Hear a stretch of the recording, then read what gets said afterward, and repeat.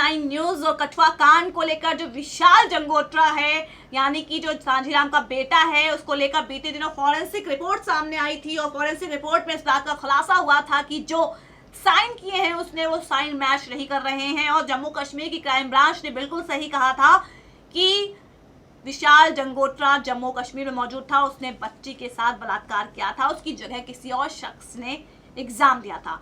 मैंने अभी बीते दिनों एक प्रोग्राम किया था जिसमें मैंने कहा था कि चलिए क्राइम ब्रांच की बात सही है, लेकिन क्राइम ब्रांच को अब ये खोजना है कि आखिर उसकी जगह किस शख्स ने एग्जाम दिया था। और ऐसे में अब वो शख्स सामने आ गया कि आखिर किसने उसके साइन किए थे फर्जी और किसने एग्जाम दिया था। मैं आपको खबर दिखाऊंगी।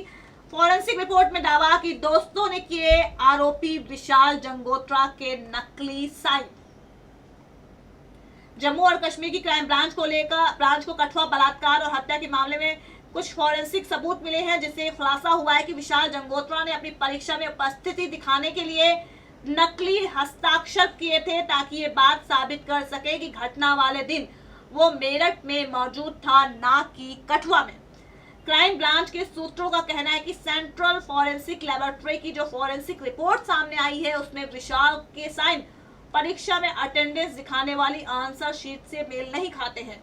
जंगोत्रा का दावा है कि उसने मेरठ में आंसर शीट पर साइन किए थे, जिससे ये साबित होता है कि वो उस घृणित अपराध में शामिल नहीं था। उसका दावा है घटना के समय वो मेरठ में मौजूद था। क्राइम ब्रांच का दावा है कि जंगोत्रा के साइन उसके दोस्तों ने किए हैं, ताकि उसके मेरठ में होने के सबूत मिल सके। जांच एजेंसी को शक है कि यूनिवर्सिटी से किसी ने आरोपी की मदद की है और उसे 15 जनवरी को परीक्षा खत्म हो जाने के बाद आंसर शीट लिखने की परमिशन मिली। एजेंसी ने आरोपी के 3 दोस्तों को समन भेजा है और जांचकर्ताओं के सामने प्रेजेंट होने के लिए कहा है। जंगोत्रा ने दावा किया था कि वो 15 जनवरी को एग्जाम देने के लिए मुजफ्फरनगर के पास जो उसका वो कॉलेज पढ़ता है वहां पे मौजूद था।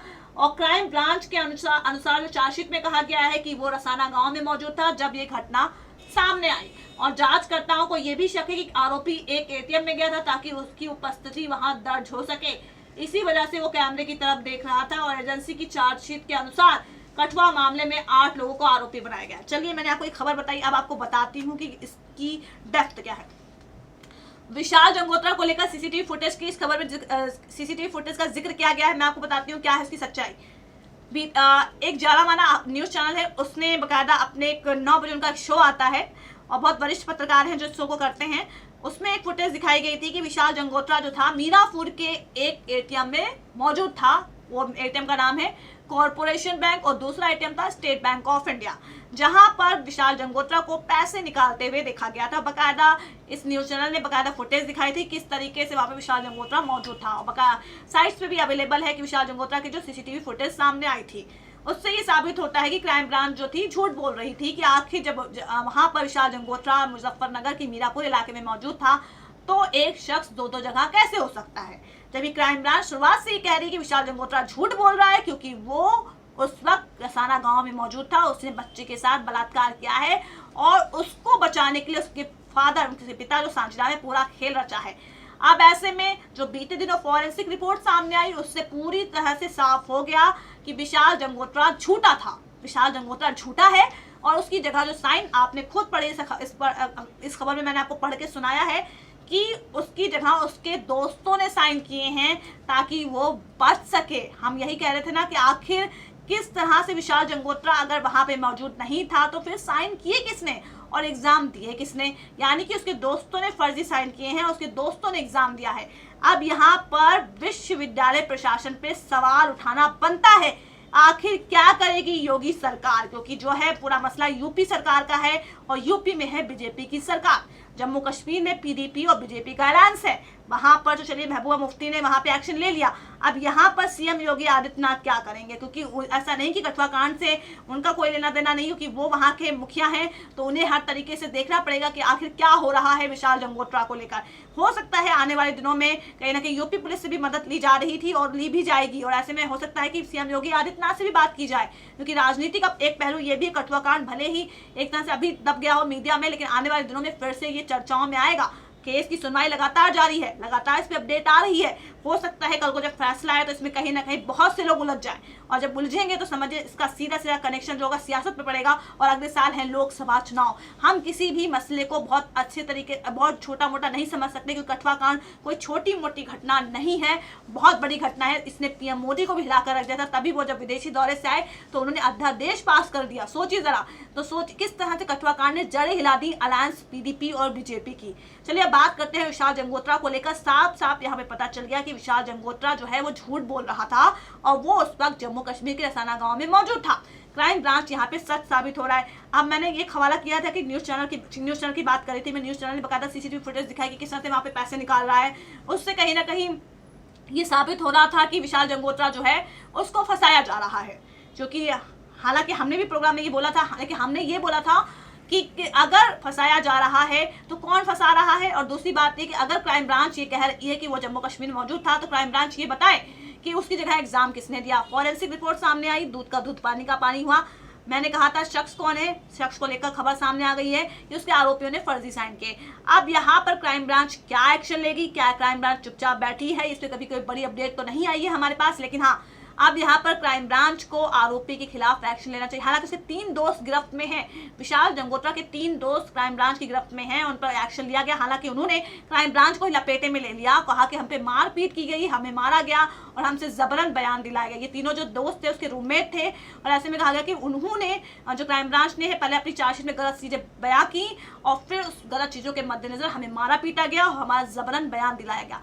अब फॉरेंसिक रिपोर्ट तो झूठ तो बोलेगी नहीं, यानी कि विशाल जंगोत्रा झूठा है, वो उसने एग्जाम दिया ही नहीं है। क्योंकि उसकी खबर एक और उसकी लेकर खबर आई थी कि उसने एक शादी समारोह में गया था। उसने साफ साफ ये कहा था कि भाई मैं पढ़ने में बहुत कमजोर हूँ, अगर मेरी जगह कोई एग्जाम दे सके तो उसको बिठा देना। तो सोचिए यहाँ पर विश्वविद्यालय प्रशासन क्या कर रहा है। चौधरी चरण सिंह विश्वविद्यालय आखिर क्या कर रहा है, उसके एफिलेटेड सारे कॉलेज हैं, तो क्या कर रहा है। ऐसे में जो टीचर्स हैं, जो प्रिंसिपल हैं, उन पर भी नकेल कसनी चाहिए। आज विशाल जंगोत्रा जैसे शख्स जिसने इतने बड़े कांड को अंजाम दे दिया, कल को ऐसे बच्चे तैयार कर रही है क्या यूनिवर्सिटी जो ऐसे लड़के जो बच्चों के साथ बलात्कार करते हैं। कहीं ना कहीं साक्षी व्यवस्था पे सबसे बड़ा सवाल है। बड़ा सवाल योगी सरकार पे है, बड़ा सवाल विश्वविद्यालय प्रशासन पे है कि आखिर आप किस तरह के बच्चों को एडमिशन ले रहे हैं, आप क्या किस तरह की शिक्षा दे रहे हैं। एक गलती से पूरे प्रशासन, पूरे विश्वविद्यालय प्रशासन को सुनना पड़ेगा। कहीं ना कहीं इससे एक इमेज डाउन होती है, इमेज डाउन हो गई है चौधरी चरण सिंह विश्वविद्यालय की। ऐसे में विश्वविद्यालय प्रशासन को कोई ना कोई एक्शन लेना चाहिए, उसके खिलाफ भी एक्शन होना चाहिए। क्राइम ब्रांच क्या कर रही है, आखिर क्या हो रहा है। जब यहाँ पे पकड़ में आ गया कि क्राइम ब्रांच का साफ साफ कहना उसके दोस्तों ने नकली साइन किए, तो एग्जाम किसने दिलाया, क्यों एग्जाम दिलाया और क्यों बिठाया गया उसको एग्जाम दिलाने के लिए। सवाल यहाँ पर यह भी बनता है कि किस तरीके से विशाल जंगोत्रा को हटाकर एक शख्स वहां पे एग्जाम दे रहा था, किसी को कानो कान खबर नहीं होती है। यानी कि यहाँ पर पूरी चेन बनी हुई है, प्रिंसिपल से लेकर टीचर, और जो वहां पर मौजूद था जो कि एग्जाम दिला था वो क्या कर रहा था। क्योंकि अगर हम एग्जाम दे तो वहाँ पे जो वहाँ पे अटेंड कर रहा था जो टीचर, उस पर भी नकेल कसनी बनती है कि आखिर वहाँ पर किस तरह से एग्जाम दे सका कोई और शख्स विशाल जंगोत्रा के खिलाफ। सोचिए, हम यहाँ पर विकसित राष्ट्र होने का सपना बुन रहे हैं, हम सोचते हैं शैक्षिक व्यवस्था बहुत सुधर जाए। क्या इस तरह से हमारा एजुकेशनल सिस्टम सुधरेगा कि यहाँ पर मुन्ना भाई जैसे लोग एग्जाम देंगे, एग्जाम कोई और दे रहा है, पास कोई और हो रहा है, और यहाँ पे कुछ भी सिर्फ सब कुछ पैसों के दम पे होगा? शायद नहीं।